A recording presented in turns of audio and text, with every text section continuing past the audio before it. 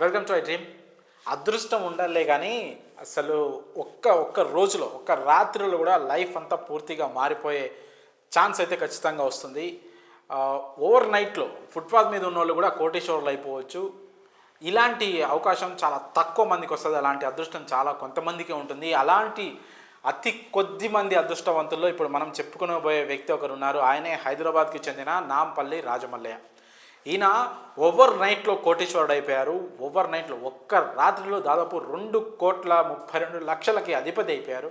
So ఇది ఎలా జరిగిందని మనం చూసుకుంటే, లక్కీ లాటరీ టికెట్ కొని అందులో విన్ అయ్యి ప్రస్తుతం ఆయన కోటీశ్వరుడుగా మారారు. దుబాయ్లో ఒక వాచ్మెన్గా, కేవలం ఒక సాధారణ వాచ్మెన్గా పనిచేసే రాజమల్లయ్యకు ఈ లాటరీ టికెట్లు కొనే అలవాటు ఉంది. దాదాపు ఆయన 30 ఏళ్ల నుంచి లాటరీ టికెట్ కొంటూ వస్తున్నారు. ఇన్నేళ్లలో ఎప్పుడు కూడా తనకి లాటరీ తగలకపోయినా దాని మీద ఉండే ఆ ప్రేమ, ఇష్టము, ఆ కొనే అలవాటు వల్ల ఆయన కొంటూనే వస్తున్నాడు. తాజాగా ఆయన బిగ్ లాటరీ అనే అందులో ఆ లాటరీలో ఒక టికెట్ కొనుగోలు చేయడం జరిగింది. సో దానికి సంబంధించి ఆ big ticket millionaire electronic lottery డ్రాలో అయితే రాజమల్లయ్య విజేతగా నిలిచారు. దీంతో ఆయనకు దాదాపు 2,32,76,000 ప్రైజ్ మనీ అయితే ఆయనకు దక్కనుంది. అందులో ట్యాక్స్ను పోను మరి ఆయనకి ఎంత వస్తుంది అనేది ఇంకా పూర్తి సమాచారం అయినప్పటికీ కూడా దాదాపు ఖచ్చితంగా ఆయన 1.5 కోటి పైనే ఆయన ఖాతాలో అయితే డబ్బులు పడే అవకాశం ఉంది. అయితే దుబాయ్లో వాచ్మెన్గా పనిచేస్తూ ప్రస్తుతం కోటీశ్వరుడైన రాజమల్లయ్య మన హైదరాబాద్కి చెందిన వ్యక్తి కావడం మరో విశేషం.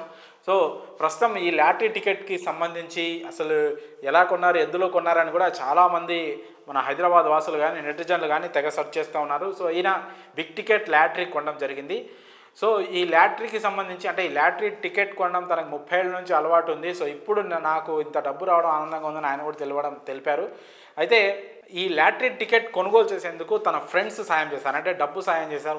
వాళ్ళు ఇంత ఇచ్చి ఆయనకి సాయం చేశారు. సో ఈ వచ్చిన డబ్బుని, అంటే ఏదైతే ఈ 2 కోట్ల పైన డబ్బు వచ్చిందో ఆ డబ్బుని తన స్నేహితులతో కొంత పంచుకొని మిగతా మొత్తంలో తన ఫ్యామిలీ కోసం ఖర్చు చేస్తానని ఆయన ప్రకటించడం జరిగింది. సో ఇక్కడ ఒక మంచి విషయం గుర్తుపెట్టుకోవాలి మనం, ఎందుకంటే మనం కష్టాల్లో ఉన్నప్పుడు లేదా మన ఎదుగుదలకి లేదా మనకి ఏదైనా ఒక విషయంలో స్నేహితులు సహాయంగా ఉంటే మనం ఒక రేంజ్కి వచ్చిన తర్వాత ఒక మంచి పొజిషన్కి వచ్చిన తర్వాత, లేదంటే మనకు అదృష్టం కలిసి వచ్చిన తర్వాత వాళ్ళని మర్చిపోకుండా ఉంటూ ఈ లక్కీ అమౌంట్లో, ఏదైతే ఈ లాటరీలో వచ్చిన అమౌంట్లో వాళ్ళకు కూడా ఎంతో కొంత షేర్ ఇస్తానని రాజమల్లయ్య ఇక్కడ పేర్కొనడం మాత్రం నిజంగా దీనిపైన ప్రశంసలు అయితే దక్కుతున్నాయి. మరి ఓవర్ నైట్ కోటీశ్వరుడు అయిపోయిన రాజమల్లయ్యపై మీ అభిప్రాయాలను కామెంట్స్ రూపంలో తెలియజేయండి.